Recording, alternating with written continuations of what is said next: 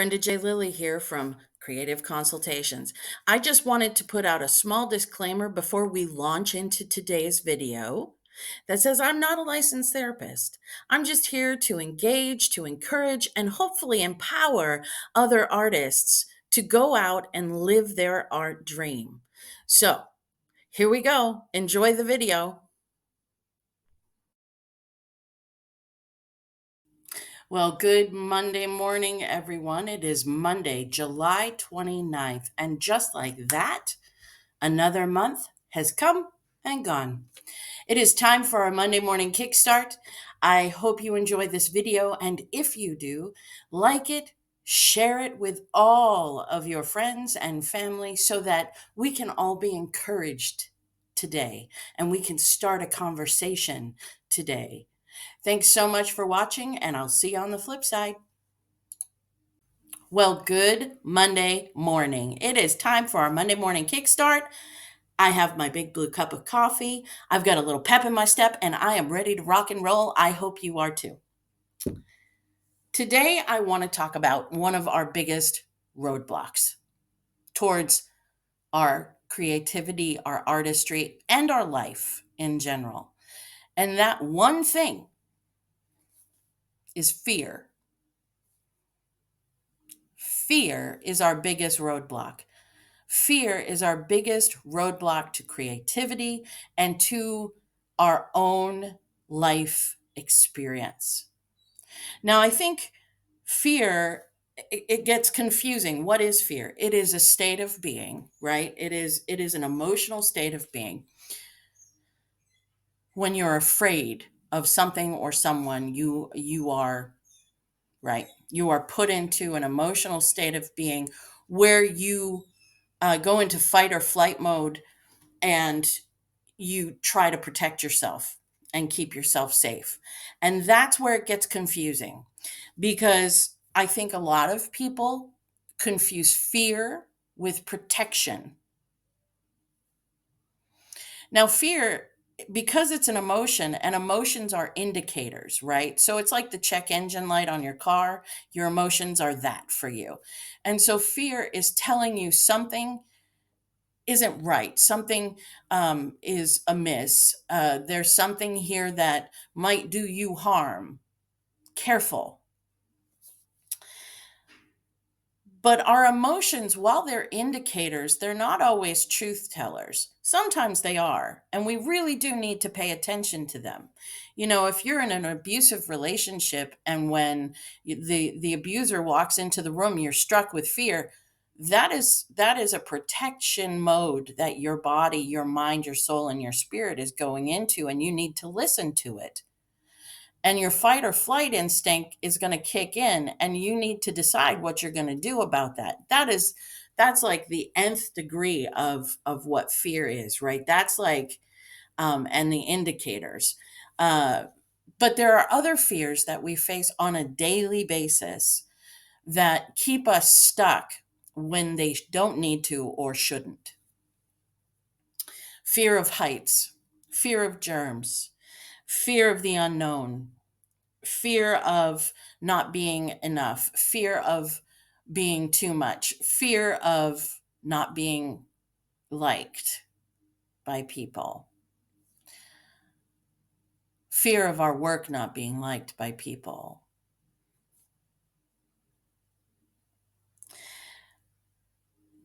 And for those things, I have to say, does fear keep us safe? When we decide not to engage because of A, B, or C, because I'm afraid of this, I'm afraid of that, I'm afraid of the other thing, and we think we're protecting ourselves by not engaging, by not fully going there.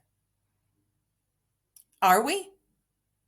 Or are we keeping ourselves tucked away and stuck in our fear? There are some fears that we need to engage in and we need to challenge.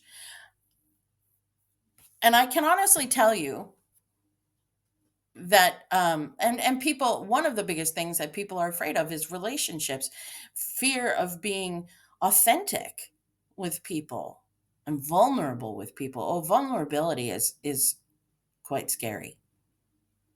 allowing people to see all of you, your warts, your pimples, your fears, your failures, all of it. That's frightening.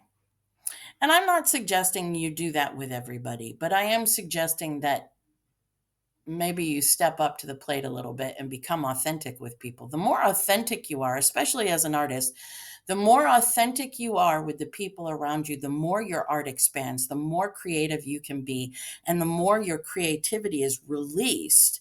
And then the more it can be appreciated by the world around you. If you stay stuck in the fear of being authentic, from the fear of being authentic, if that keeps you away, well, then your work isn't going to be authentic. The work isn't actually going to be reflecting who you are because you're trying to hide from everybody. So how would that not translate into your work? How would that fear not find its way onto the page if you're a writer, into the dance if you're a choreographer, onto the screen if you're a filmmaker, into whatever it is you're creating?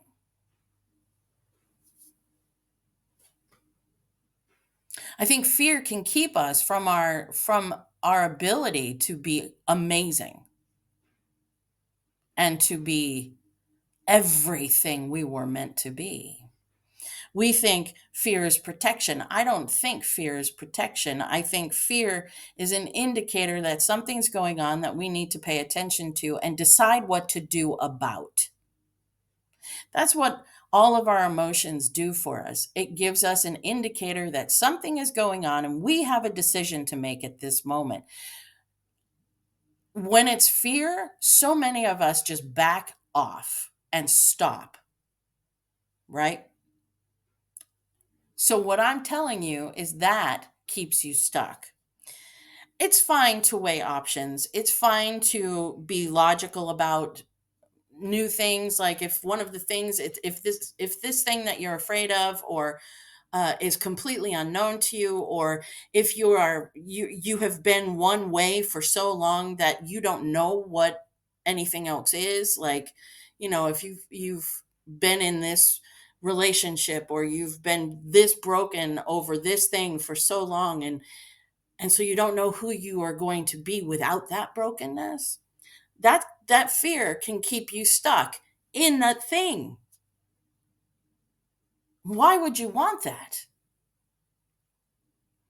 It's fine to weigh options. It's fine to make a pros and cons list, but it's not okay to let fear dictate your life and your art. I say to when I'm dealing with young actors, or yeah, people in general, when I'm talking about this subject, fear is not a good decision maker. It doesn't give you logical thought. When you are making a decision out of fear, it's not a logical decision, it's an emotional one. You're listening probably to all the wrong voices. You have to put the fear aside somehow, challenge the fear, and find your inner strength. And I can tell you it's in there. You have the strength to face down whatever this is that you're afraid of, whatever it is that's keeping you stuck, hindering your progress. You can face it. You are strong enough. Everything you need to be a raging success is inside you already. You just need to put the fear aside to access it. It's not okay to let fear dictate your life. I am so tired of how much fear is being preached to us, taught to us on a daily basis. I was going through scrolling through YouTube the other day, and like every second video was scared, it's scared, completely frightened. You should be afraid. I got this word and you should be afraid. And it's so crazy, right? Like even the Olympics, the opening ceremony of the Olympics. Now, I did not appreciate what they did in the opening ceremony of the Olympics, but neither am I going to clutch my pearls about it. Do you know? Like, I understand the difference between who I am and who they are. And I'm just called here to love people. I'm supposed to love people. And so if I all I do is fall into fear and clutch my pearls, how am I ever going to be able to stand next to those people and love them? I can't condemn them. I need to love them. They don't know what they're doing. They don't have a relationship with God. I do. I can't imagine that they should be acting or doing anything different than what they did. It makes me nuts. Fear makes me mad. It sends me into a whole other emotional state. But you have to face your fear. And I have to say, this is something that I've grappled with my whole life because I'm afraid of a lot of things. You wouldn't think it, but I am. I from I think birth, I was afraid of heights, right? So what did I do about it? I climbed ladders. I stood on top of mountains. I stood at the edge of cliffs. I faced my fear, and life carried on. Uh I faced I was I've a lot of people are afraid of death. Well, how do you face that? Well, you face it. You sit with it.